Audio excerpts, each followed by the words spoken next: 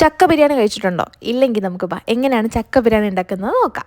അതിനായിട്ട് നമ്മൾ കുറച്ച് ചക്ക എടുക്കുക. പഴുത്ത ചക്കയൊന്നും എടുക്കരുത് കേട്ടോ, നല്ല പച്ച ചക്ക എടുക്കുക. പച്ച ചക്ക എന്ന് പറയുമ്പോൾ ഇടിച്ചക്കയാണ്, കുഞ്ഞു ചക്ക.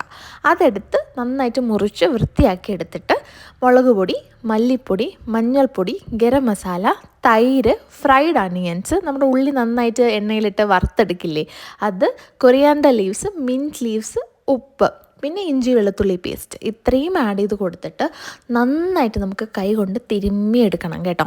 ഇതിനി ഒരു 30 മിനിറ്റ് നമുക്ക് നന്നായിട്ട് റെസ്റ്റ് ചെയ്യാൻ വെക്കണം. ചക്കയെന്ന് പറയുമ്പോൾ ഇത് വേവ് ഭയങ്കര കൂടുതലാണ്, അതുകൊണ്ട് തന്നെ നമുക്ക് കുക്കറിലിട്ട് നന്നായിട്ട് വേവിച്ചെടുക്കാം. നന്നായിട്ട് വേവിക്കാതെ കഴിച്ചാൽ വയറിന് പണി കിട്ടും. അതുകൊണ്ട് നന്നായിട്ട് നമുക്കത് കുക്ക് ചെയ്യാം. അതിനായിട്ട് ഒരു കുക്കർ എടുക്കുക, അതിലേക്ക് നമ്മൾ കുറച്ച് എണ്ണ ഒഴിക്കുക, അതിലേക്ക് സവാള ആഡ് ചെയ്ത് കൊടുത്തു. ഇനി അതിലേക്ക് നമ്മൾ കുറച്ച് പച്ചമുളകും കൂടെ ആഡ് ചെയ്ത് കൊടുത്ത് നന്നായിട്ട് മിക്സ് ചെയ്യുക. എന്നിട്ട് അതിലേക്ക് നമ്മൾ ടൊമാറ്റോയും കൂടെ ആഡ് ചെയ്ത് കൊടുക്കുന്നുണ്ട്. ഒരുപാടിട്ട് വഴറ്റണ്ട, ഒന്ന് വഴണ്ട് വരുമ്പോഴത്തേക്കും അതിലേക്ക് നമ്മുടെ ഈ ഒരു മാരിനേറ്റ് ചെയ്ത് വെച്ച ചക്ക നമുക്ക് ഇതിലേക്ക് ആഡ് ചെയ്ത് കൊടുക്കാം.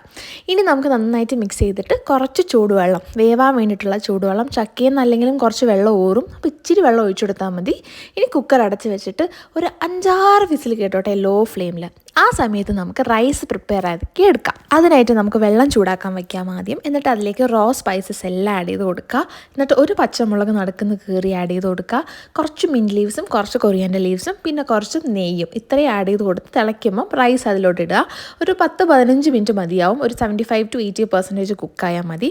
എന്നിട്ട് ആ സമയം കൊണ്ട് നമ്മുടെ കുക്കറിലെ സംഭവം റെഡി ആയിട്ടുണ്ടാവും. അത് തുറക്കുക, ഈ റൈസ് ആഡ് ചെയ്ത് കൊടുക്കുക. ഒരു 10 മിനിറ്റ് ലോ ഫ്ലെയിമിൽ വെച്ച് കുക്ക് ചെയ്യുക. ഫിസിലൊന്നും വെക്കണ്ട.